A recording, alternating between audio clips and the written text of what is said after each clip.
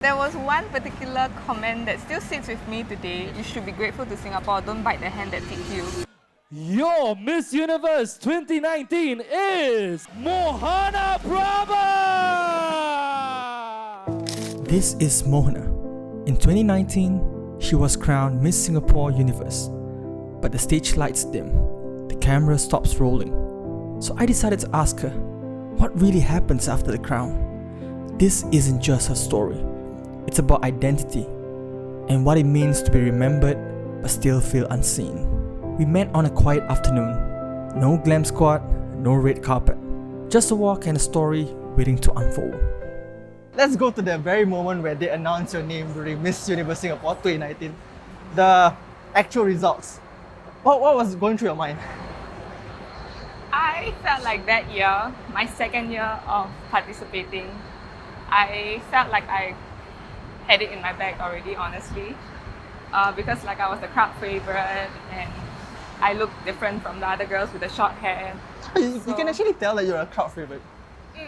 By like the reaction or what? Yeah, online. Oh, okay. Alright, Yeah. interesting. Because a lot of them were rooting for me, which was very refreshing because I never knew the Indian girl would be a popular girl amongst a group of girls Okay. in Singapore context. Right. So that was quite refreshing and also gave me hope that inclusivity still can exist. Or Right. Still exists at that Okay. time.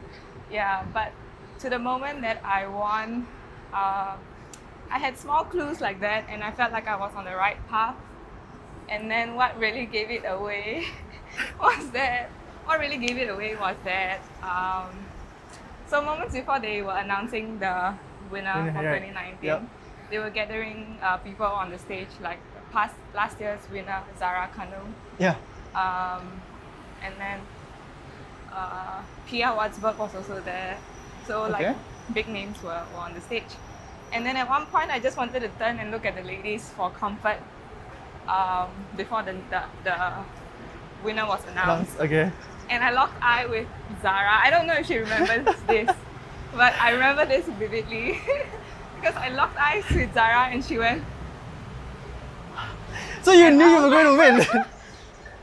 kind of like 3 seconds before they announced. So I went like, and then when I heard my name, my reaction was already there. So it's not like, oh, and the winner is Mohana, and then reaction. It was like, and my face just toned. What about the point where she was giving you the sign Yeah. and then while waiting for your name to be announced, like how was it? Like I don't know if she even knew what she was doing, or I don't even know if she knows the result. I feel like she knows because she was one of the panelists on the judging Okay, panel. yeah. So I feel like she knew, and she looked so. I don't know. I looked at her. I was like, shit. Okay, but what if I don't get called? And then what? Like, so I was in that 3 to 5 seconds. I was confused because I could have won, but I could have gotten the wrong signal. Exactly, yeah. So it wasn't really like a sign of like winning. No, yeah. I Okay. was just confused. After they announced your name, like what was it like? What is it like the next 24 hours? Like going back home and then, you know, what was really running through your mind? Oh my god. I think it was a very confusing moment for me, honestly, because I was so elated that I won. But then the moment I got off stage and went back home, like I'm back to reality. The moment when you win something, right? I thought like beauty pageants have this instance where if I win a competition and then the next thing is like, I know I'm going to have a lot of gigs, I'm going to have a lot of like publicity out there, a lot of exposures. Like, was that running through your mind? Like, do you feel that this is it? This is my break? I actually did think that was my break because for the longest time I've been wanting to model and since I was very young, many people told me that I should get into modeling. Yeah. And when I did New Paper New Face in 2017, it didn't really get me to a place where I want to be because I didn't win the competition and I think I just didn't have the it factor then. So when I won Miss Universe, I thought that would be my breakthrough. But little did I know that it would be a whole other set of struggle that would come to be in the years. But that's not to say I regret my decision or that I didn't enjoy my winning. Right. But I think it's just two different games that I'm handling. So we were supposed to head to the Beach Road Food Centre, the Golden Mile Food Centre for lunch, but I'm going to show you guys this. So technically it's closed for cleaning. Yeah. What a wrong day for us to be here actually. Oh yeah, it's You spring think so? cleaning. Yep. Whoa. Okay, so a change of plans. We are heading to one of the shops in Arab Street. So hopefully it's open because Beach Road is closed. Yeah. So plan B, guys. I mean, like we all have the perception where all of these beauty pageants, they are like, after winning something, they are like set for life. I have a lot of gigs and everything. But what was like the first few months like for you? In terms of career trajectory, I feel like it brought me not to where I want. Okay. And sometimes I feel like it's a bit limiting too, unfortunately. But yeah, I honestly am still figuring that out after 5 years of winning. So it's not like after you win and then they will like, they will manage you like, I'm gonna secure you like a few gigs here and there, and then you just take it on from there. Is it like that? Or There is a contract for a year where they would do the things you mentioned, but unfortunately my time was short-lived only because we were moving into the COVID years. oh right, yes, So there yes. was really nothing much the team could do. Wait, which one was it when you won in 2019? I believe September. So you had like what, barely 6 months. Yeah. Right. I Okay. came back and then it was already the spread or like the start of COVID. The COVID, right? Yeah. Well, that was I had unfortunate. exposure in the Philippines. I went to Manila to train, and there the people are more passionate. And So more you were there for excited. quite a bit. Yeah, I think 2 or 3 weeks for training. And then I was off to America, which was where the competition was held. Hey, careful. Which was Awesome. where the competition was held. Oh, that's the actual Miss Universe. That was the actual, Right. international, the real deal. The- let's have it here. Okay, yeah. Okay, we'll find a seat first. Right, thank you. So do you feel like having anything here? Biryani for sure. Let's wet. Comfort food, man. Yes. Yeah, well, let's sit at the corners because we are filming. Oh, how's the biryani so far? Pretty good. If it's not for the camera, I would have been done by this already. Done with this, I mean, sorry. Okay, then sorry to interrupt you. Yes, but it's sorry. Yeah, okay. Okay, I want to go back into the whole Miss Universe thing. So you mentioned that after winning the Miss Singapore, and then you secured like a year worth of contract, Yeah. like a secured role or something, yeah. And then you went on to Miss Universe, like that's the real deal, man. Yeah. How was it like? Like, what was the whole journey like? Going to a foreign place, yeah, like representing Singapore and everything. What was on your mind, like with the whole thing? I think there were 2 things I learned from that experience. One is that there is no pageantry culture here in Singapore. Therefore, I'll speak for myself. My performance I felt like was not top notch. Yeah, so I felt like I did not know or was not aware of the severity of the competition. Like what counts in it, right? Yeah. Alright. And how much people actually dedicate their lives to it. I mean, As for Singap- others, right? for contestants from Yeah, other countries. right. Whereas from like Singapore, people here don't really care, don't care at all for pageantry unless you're a foreigner. But I think local people, they don't really care unless in their circle of friends someone is representing. And then on top of that, the media scene is also not too proactive. Right. So I did get newspaper coverage, but in terms of like magazine publication and brand deals, I didn't secure any of that. As a winner would have, or someone of my position in another country would have had deals like that for themselves. Wait, so it doesn't come in the contract, like all of these plans line up for you? I think no. Oh, wow.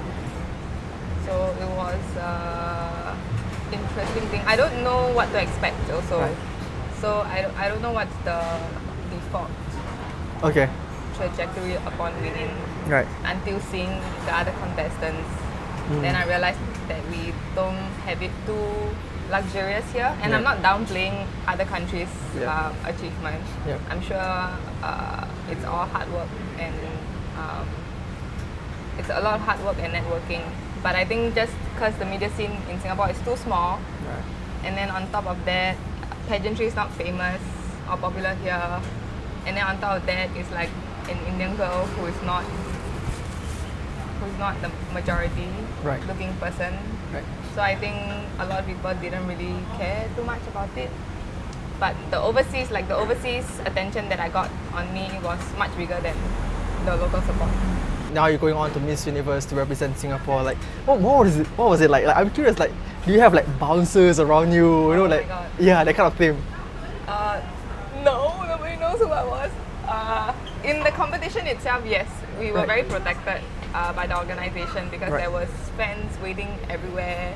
I don't know how they know like the locations we'll be at. Like Yeah. they're everywhere. It's literally a celebrity experience, Wow. celebrity-like experience Right. there.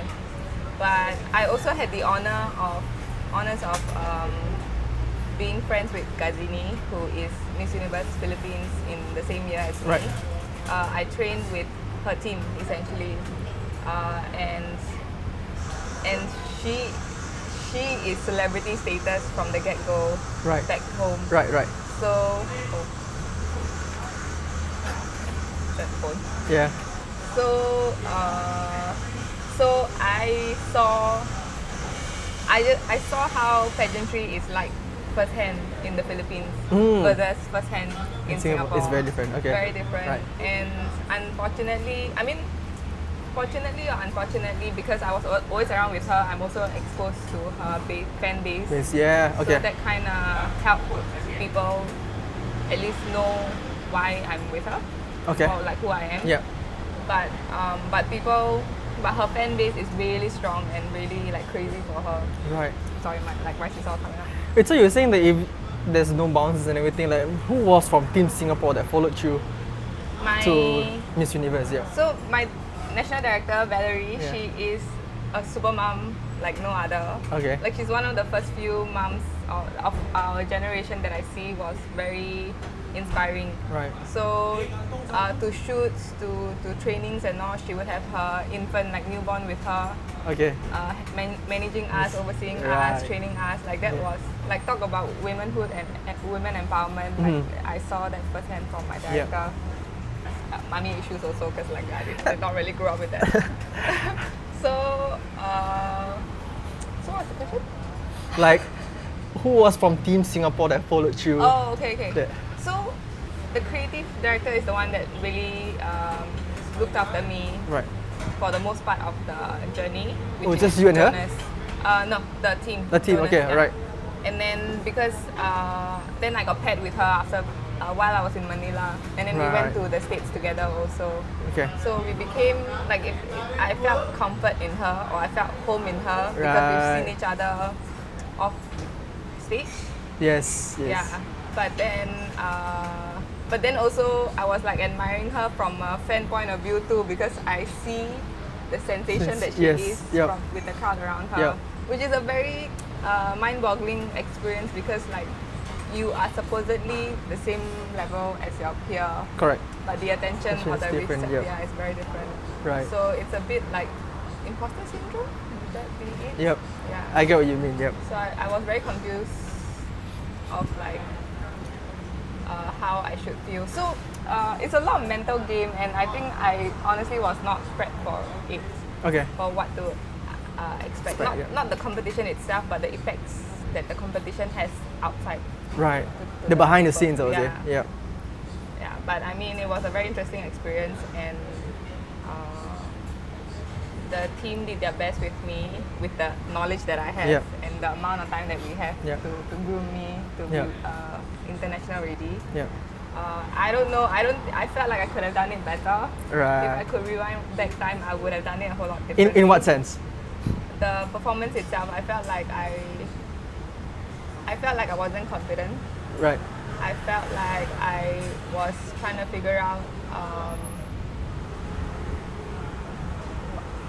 I felt like I was figuring things out instead of delivering.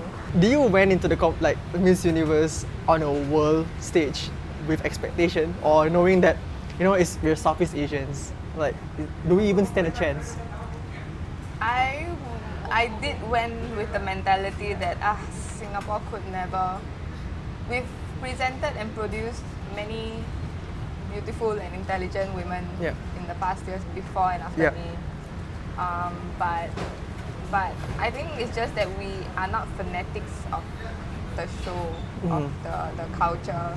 That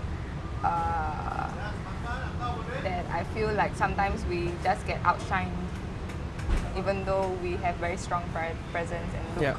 Yeah. But my year, I just felt like I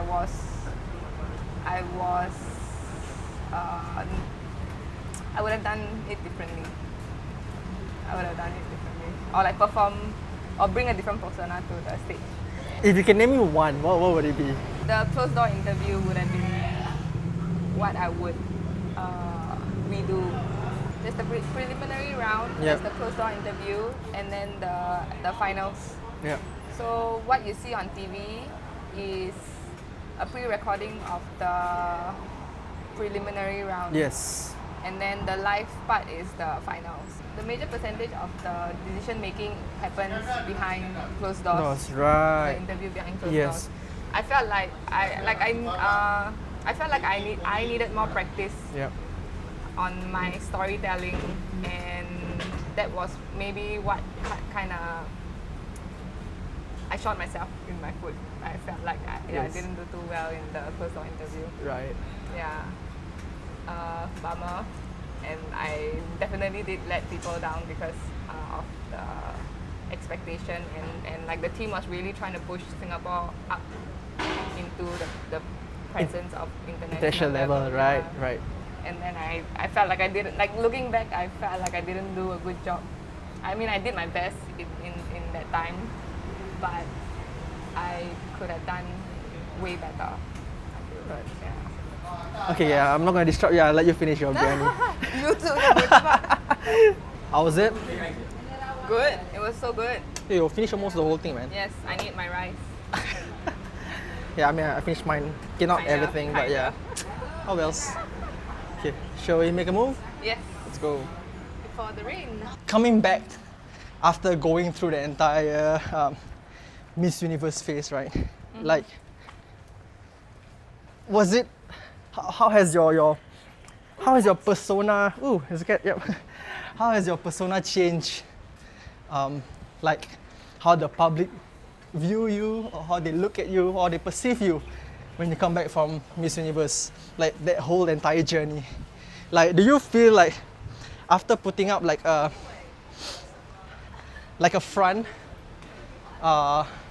being on stage as Miss Singapore Universe, and then coming back here to Singapore, like, was it hard for you to maintain that kind of persona, or is it really you, or? I'm gonna say something very anticlimactic. Right. Because when I came back, we were approaching lockdown. So Right.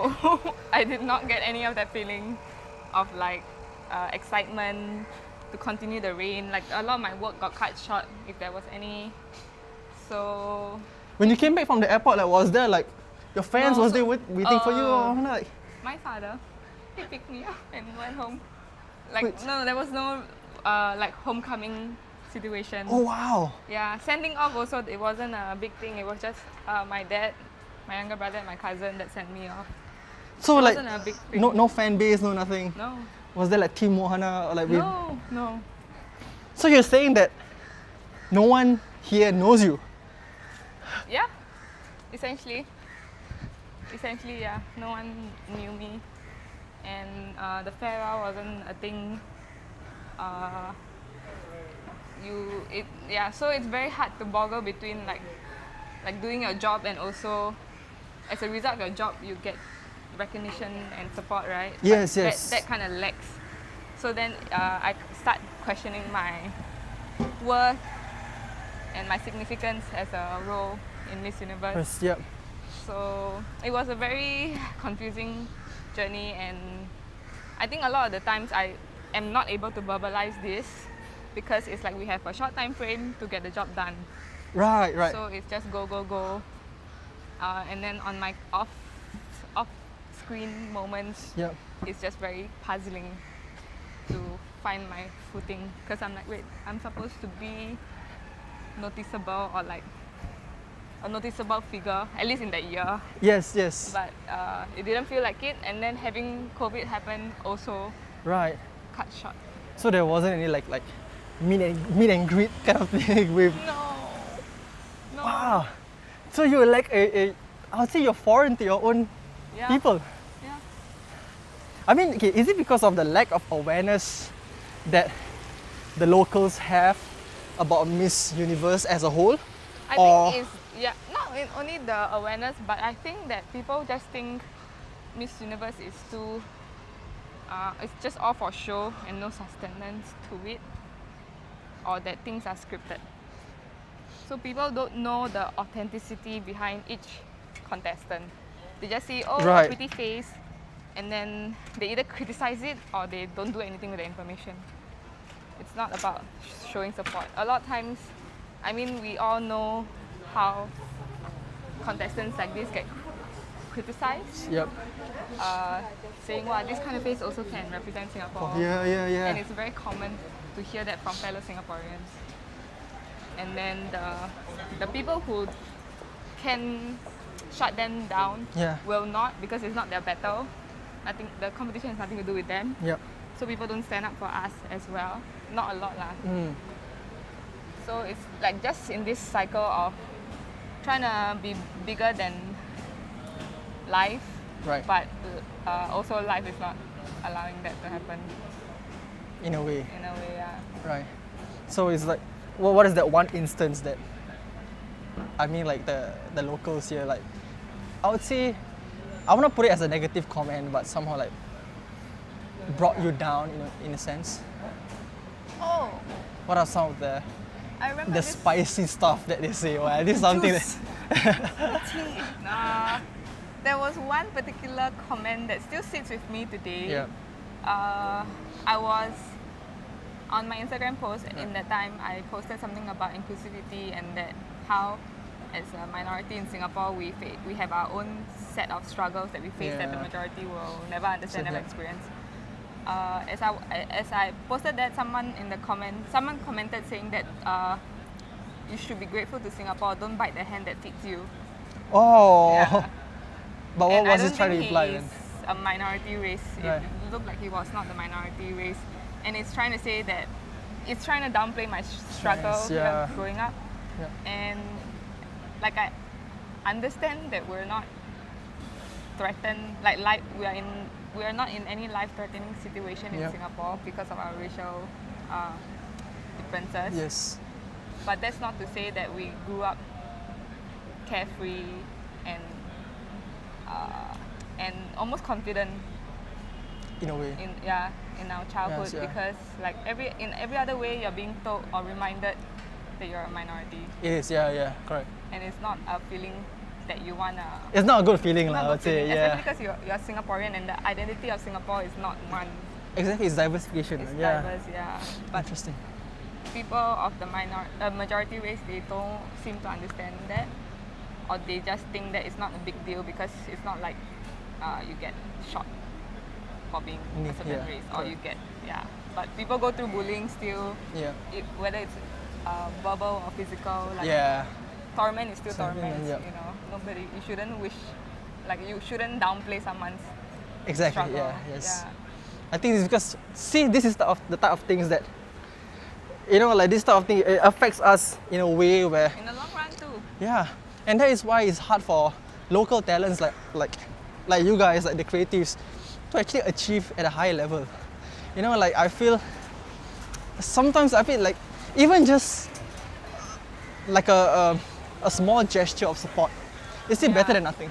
Like I don't need you to really like, you know, that kind of like, Be full on and like yeah, you're like a fanatic about it. Yeah. But I think for you to be proud of like a local talent, I think that's something that, you know, like people like us, we're just asking for all this small stuff. That's it. Yeah. We're not even asking for much. Yeah, like a like on any post. Like people may think we're too pretentious and like it's for vanity purposes, but for creators, it's what drives our brand forward. Exactly. Even if it's just a like. Exactly. But I feel like Singaporeans, they are very calculative and very careful on where they place their like. Selective, I was So there. they're very selective. Yeah. Yeah. I say calculative. I mean, yeah, same difference. Yep. That that it's a very different scene, and every 5 years like the scene changes, then you have to, as a creator or person in the media industry, you have to keep changing and adapting to the Keeping new yourself audience. relevant. Yeah, exactly. I gotta ask you this because I'm pretty curious.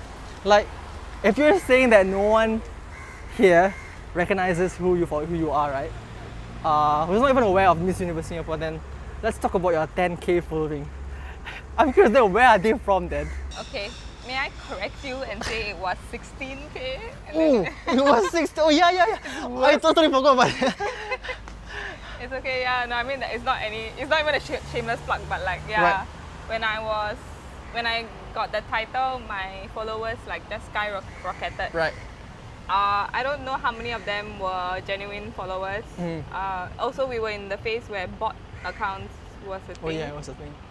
So then it's been 6 years since my crowning, and I've depleted, like my followers have depleted to below 10K now, and it's still going down, despite me making efforts in creating content and trying to be relatable. Did you feel that you have the need to serve this group of people? So it's like, hey, I need you to notice me. Like I'm here, I'm a Miss Singapore Universe. Do you have that Desire? urge to cater to this group of people online? Or do you still feel like no matter how much you try, you still feel unseen, invincible? Like yeah. I do feel the need to cater to the general audience because that's where the numbers are. But I don't want to have to put up a fake persona or stretch myself too much to go out of my own. Then it sounds like I'm not trying because I'm not risking anything. But I just want to be popular for the things that I post or relatable for the things that I post. That I just think that my audience would just be a very niche followers. I don't know if I'm answering that question correctly, but what's the question again? You still feel like do you have the urge to serve this Oh. group of people, or trying to build a community around the locals? Because I mean, as a public figure that's representing the country, right? Like, do you feel like Represented. do you need to serve these people? Like, create content so that you are seen amongst them. You know, No, like, I think I had the option to just give it up and lead non-creator lifestyle. But I think that because I had the capability of becoming Miss Universe and I have the capability of being a model, that I feel that I am able to represent a population in Singapore that has been overlooked all these years. yeah. But I think with the up and coming generation, they're more socially present in the online space. That also now I'm starting to question, like, what am I doing this for? So yeah, I'm just in this dilemma of thoughts. So who's the bunch of followers there in your account? What followers? Drop to zero? No. I don't know. I have no idea who is following me, unfollowing me. It's just dropping and dropping. With every video I post, like the follower count drops. Yeah. And I don't know, like, find me someone who posts a video and not gain followers, but loses them instead. Like, it's very disheartening. Putting aside the Miss Universe crown, how would you introduce to people these days? How would you introduce yourself to people these days? That is a question I have not worked on in 6 years. I think for so long I've held onto that identity and felt like that would propel me to bigger things. That it's hard for me to unlearn it because that formula hasn't worked for me. So when someone asks me if I meet someone new today and I'm sharing about myself with them, it wouldn't be very different from that. I would say, yeah, I'm a model and also a medical technologist. So my introduction would be that first. But also someone who loves to try new things in life. Since COVID and my reign was short-lived, I fall back onto my degree and I got a job that tested, that ran PCR tests on COVID samples. So I did that for 2 years in the night shift of 12 hours, alternating nights. And then during the day, I would go for shoots, I would go for castings, I would go for events. And it was only in that period that diversity was truly upheld.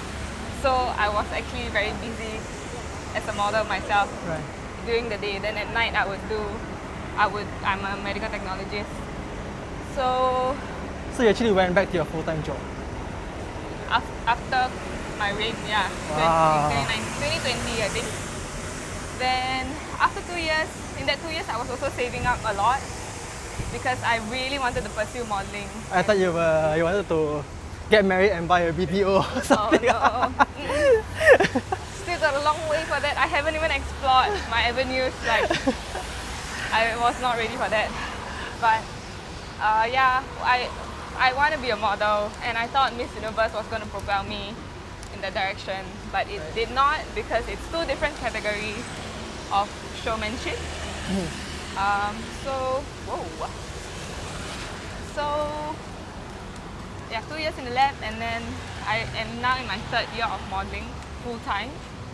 And what that means is that I saved up a lot from my full-time job, and I was financially sustainable to pursue a full-time career in modeling. But as the demand of diversity died in the last few years, so did my chances of myself at the job as a model. So the demand's really low here. No one really needs a dark skin model in their production no more, or not as much anymore. So we're not the default look as we once were. So that's a bit disheartening because I still feel like I have a lot of potential, and I still feel like I hadn't accomplished anything since setting out to be a model 10 years ago.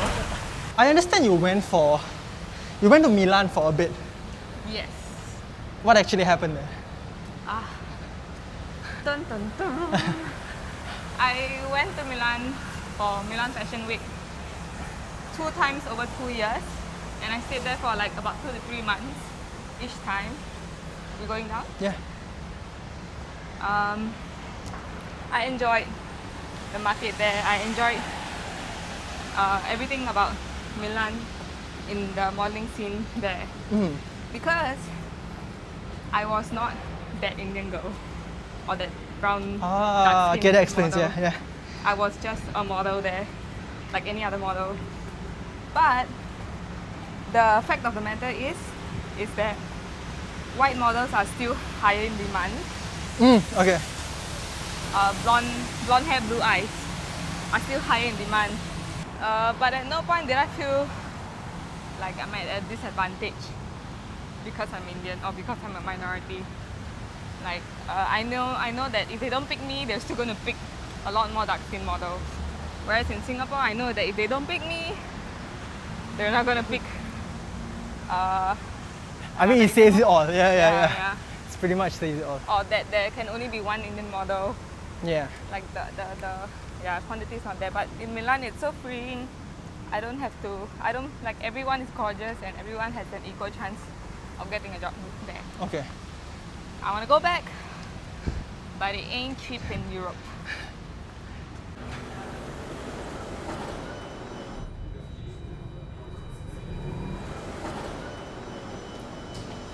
Have you ever like thought of like living here and staying abroad because of maybe like opportunity wise, or there's more gigs for you to have, or that kind of thing? I have thought, and I think it would be better that way. But Is it feasible?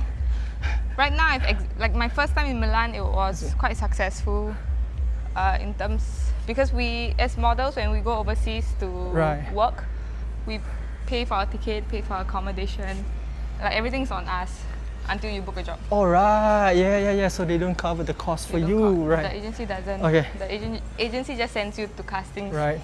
They have models apartment, which would keep the cost of accommodation cheaper, but then it's also like a gamble, because you could get shitty roommates, or you could get roommates that become your best friends. Friends, yep.